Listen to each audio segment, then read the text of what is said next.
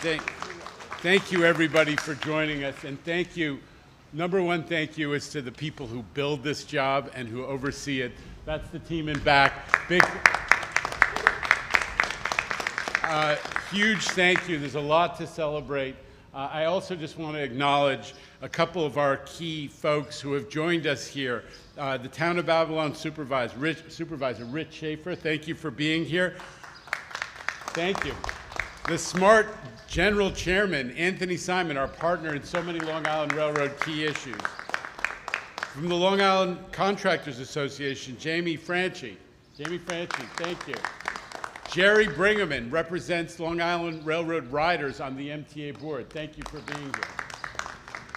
And of course, our accessibility and transit advocates, thank you all for being here.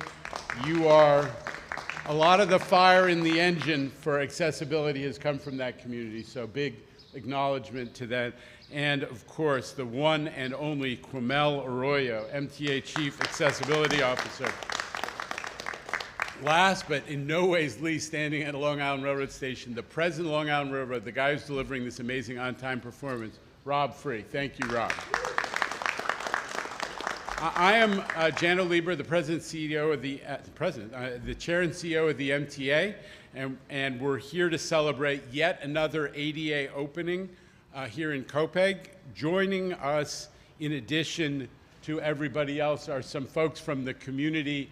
And I just want to thank them. We're thrilled that Copiague is the first of 3 Babylon branch stations that are going to be made fully ADA accessible in the coming weeks. Amityville and Lindenhurst are up next. Expanded accessibility is going to make a huge difference for customers along the entire Babylon line. Copiague is the home station for more than 1,000 weekday riders. There are 101 trains stopping here daily. And it's service that everybody, people with mobility issues, seniors, parents with strollers, everybody can now take advantage of. I'm so proud that the MTA is in our era, in this era, moving 5 times faster than any prior MTA on ADA projects. This is one of the things that is a legacy issue for me personally and for everybody in this era of the MTA and the Long Island Railroad. Now, just to remind folks, we got 300 more trains per day, and we're delivering historic on-time performance, 96% on-time performance, a couple of points north of the goal. And that's why we particularly want to make sure that everybody gets to use this amazing mass transit service that we are able to provide in this era. So we're determined to finish full ADA accessibility at all of the Long Island Railroad stations ASAP. And by the end of the contracts that are already underway, we're going to have 119 out of 126 Long Island Railroad stations ADA accessible. That is something we're proud of, and we're going to get them all finished in the next capital program.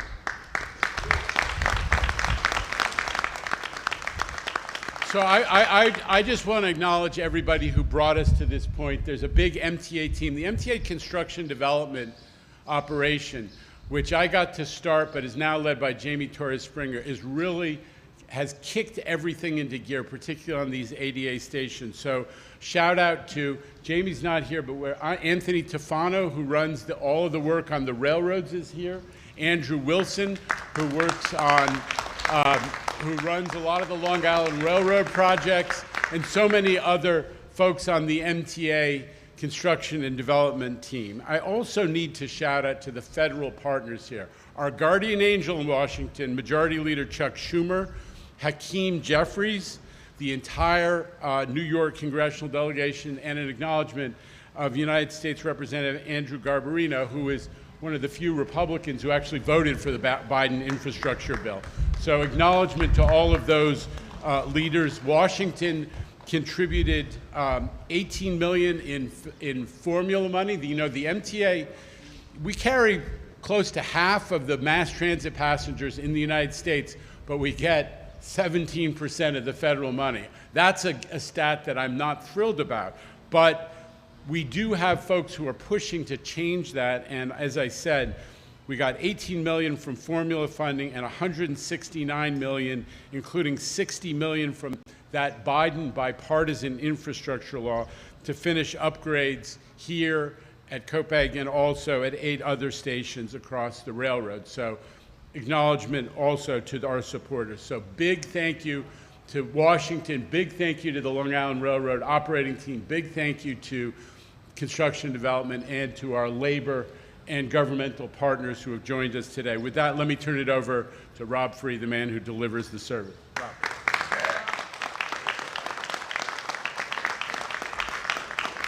Just bear with me in this windstorm. I'm getting used to this. My papers might fly away. But thank you, Jano. Good morning, everyone. What a great day it is for Copiague. The Long Island Railroad and Copiague have a long, rich history together. So I'd like to start with a little history lesson. The Long Island Railroad has been providing train service to this town since the turn of the 20th century. That's over 100 years. The station, or depot as it was once called, has served as a focal point of this vibrant community for many years and has seen many changes over those years to where we are today, an elevated station which debuted in 1973. And with those changes, accessibility has become more important to the areas we serve. That is why we have a goal in sight, which is to make all of our 126 stations ADA accessible. And today, we inch ever closer to that objective. This brand new elevator and all the associated ADA-related improvements to the station, building, plaza, and signage not only help beautify Copiague Station, they expand the reach of mass transit and enhance the overall customer experience, which is one of our top priorities. Our customers deserve nothing less than clean, comfortable, and welcoming stations, and the towns and villages we serve deserve attractive gateways to their communities that can be proud of. The work performed here at this station is exceptional, and I want to thank everyone involved with bringing it to life. But we're not done yet. It's going to be a busy year as 4 stations will become accessible this year. Coming soon will be Amityville, Lindenhurst, and Massapequa Park. That's 4 stations on one branch, the Babylon branch. Let me repeat, 4 stations on one branch in 1 year. And I just want to briefly,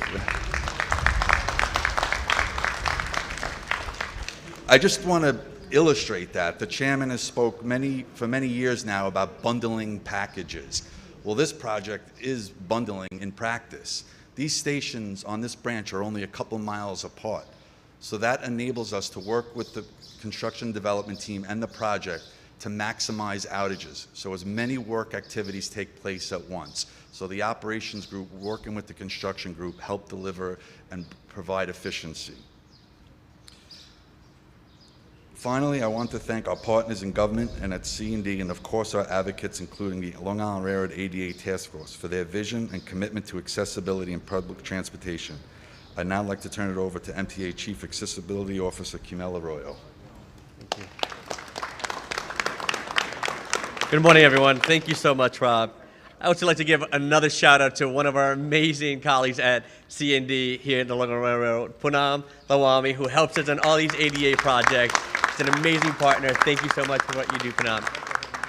It is a pleasure for me to be here. As you heard from Rob, my name is Camille Arroyo, and I have the pleasure to serve as the MTA's very first Chief Accessibility Officer, weaving together that agenda for accessibility across all our operations, from bridges and tunnels, both railroads, New York City Transit, and our Staten Island Railroad. It is truly a pleasure to be serving in this capacity and to have amazing champions like Jano Lieber, Chuck Schumer, who are leading the way on accessibility. Thank you for what you do, Jano, every day.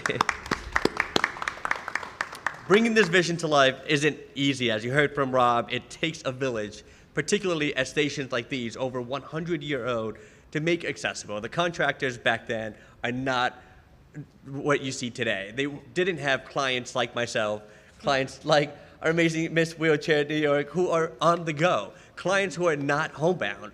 New Yorkers with disabilities deserve a quality of life that everybody else has access to, and that means getting out of your homes to go to work, to go to school, to go to play and visit others like everybody else get to do. That's what we're delivering today, and I am so proud to be here at the MTA, to be working with some folks that are so passionate, like Jano mentioned, to deliver that agenda for accessibility today. But the complexities of this work do not give us an excuse to get to where we want to go, to deliver that full accessible system to all New Yorkers, to all tourists. And as you heard from both Jano and Rob, we are going to get there. By the next capital plan, we're going to complete all the remaining stations to be accessible here in the Long Island Railroad, and I am so proud of that agenda, and I'm so proud of that mission and accomplishing that goal. I'm glad to see such a robust community engagement for this project. I'm so happy that our advocates are here, and we wouldn't get this important work done without you all. So thank you so much for your advocacy. Thank you for pushing us to be better, to deliver more, and we're going to get there faster than ever before.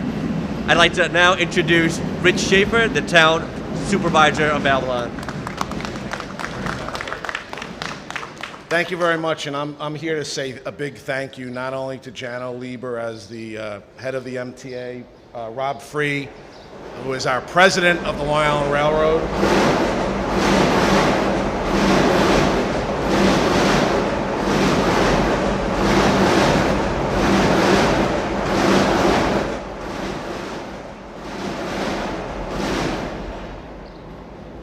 I think that was Chuck Schumer, making sure I made mention of him.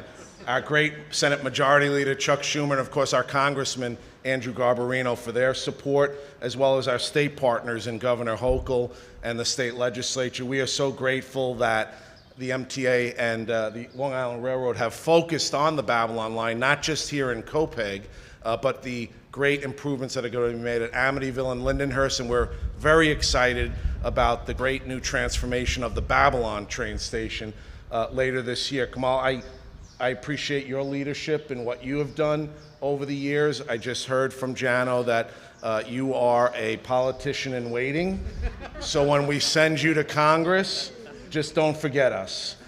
And most importantly, let me thank the staff that makes this happen, because us as leaders, we take credit and get the fanfare, but it's really the behind-the-scenes groups, and you see them all surrounding us, whether they're in the construction, whether they're in SMART. We are grateful to the workers who make sure that this MTA is the best that it can be to service our residents right here in Copiague and the town of Babylon. Thank you very much. That's all right.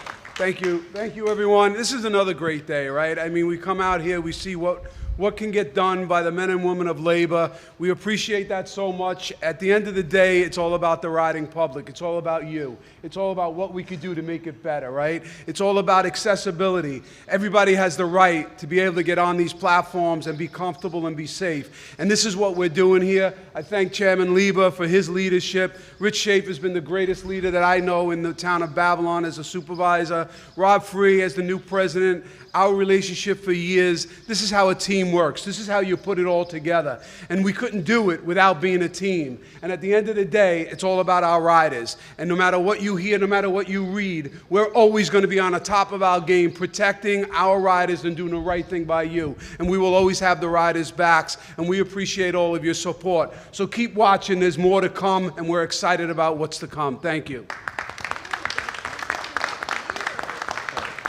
So, one extra shout out that I should have done at the outset, which is the construction, the contractor, Sinalta, has not, what? And Sinalta Scalamandri, there's a combo going on here, and we got to acknowledge them. And also the construction management team from Lero, who helped to deliver this project as well. So thank you both for your role, huge role, in getting us to this day. Tim. All right, I think we have a question from Alfonso Castillo of Newsday, who has made the trip to Copiague. Good morning, Alfonso. Good morning. The sage of Valley Stream. Let her rip. Made the Copiague. I'm not sure who would know this, but what is the history by which all these stations on the east end of the Babylon line are not accessible? Or last to be accessible? Oh, so characteristic framing of the question, huh? We're knocking out all the stations that, I don't know the history. When I came in, we had many fewer, don't worry about it. We had many fewer stations that were accessible, and we just started knocking them out. And that's our goal. I don't know the history, but we're going to get to the end and have the system fully accessible. Remember where we are. We have accelerated dramatically through the whole MTA system, but the subways are still 152, I think, out of 472 stations. Long Island Railroad's way ahead, and I'm very proud of that we're on the verge of full accessibility. As I said, by the end of this, this capital program, we're going to be at 119 out of 126. So that's pretty good, and we're going to knock the rest out ASAP. Reporters love when you write the headline, sir. Long Island Railroad racing to accessibility. Yeah. Tomorrow morning's Newsday. In the meantime, Will that one get the front page? Somehow I doubt could be it. the Yeah, wood. somehow I doubt it. You may have another question, Alfonso, then we'll move on. Yes, less related, but kind of related. So a couple of weeks ago, town of Hempstead became the first Long Island municipality to file a lawsuit against congestion pricing. I know you're counting on congestion pricing money to pay for projects like this. What would you say about this continuing backlash here on Long Island against congestion pricing and squeezing another one in there? Are you in court tomorrow on the Staten Island suit? So I don't listen. I don't accept the premise of backlash. I don't.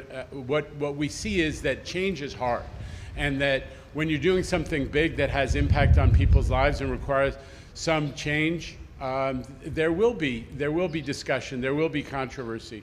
What we've seen in London and Stockholm and other world cities is that while there is controversy leading up to the implementation of congestion pricing, afterwards there has been support for it has grown. And I remind you, you personally, as well as all of your readers, that 80% of Long Islanders commute to the CBD by mass transit, and by taking the money from congestion pricing to have even better Long Island Railroad service, we're really benefiting the great majority of Long Islanders who come to New York to work. And it's time that those folks, their interests and the benefits they're receiving played a bigger role in some of the coverage, in my view. All right, sir, to your left, we've got Joe Garuffi from CBS 2 New York. Joe. Hi, sir. Good morning. And also, Alfonso, I do have a conflict, so I'm not sure I'm going to make it to the hearing, but there is a full day hearing on all of the different lawsuits in the Southern District tomorrow. It includes, they've all been consolidated, all of the different lawsuits in New York State have been consolidated in, I'm not sure about Hempstead, but almost all of them have been consolidated under Judge Louis Lyman of the Southern District of New York, so that's what's taking place tomorrow. All right, Joe Garuffi, CBS. Hi, sir. Good morning. Your reaction to Richard Davey possibly going back to Massachusetts? Listen, I'm a New York guy, and I went to work in the Clinton administration in Washington, and I raced home as fast as my legs could carry me to New York, because this is my home. This is where I wanted to be. So I'm very sympathetic to the fact that Rich has an opportunity that may be attractive in his hometown. I think he's issued a statement today. You might want to pick that up, but it doesn't surprise me when anybody, is open to opportunities to take them home. Rich has been a great leader in New York City Transit, and we're on the move. We have a great team at Transit at every level, so I expect that we'll continue to make dramatic progress as we have. All right, thanks everybody. We do have a ribbon cutting. It's going to be right behind you in front of the elevator. And for those watching online today, we will have a B-roll package to follow the ribbon cutting. Thank you.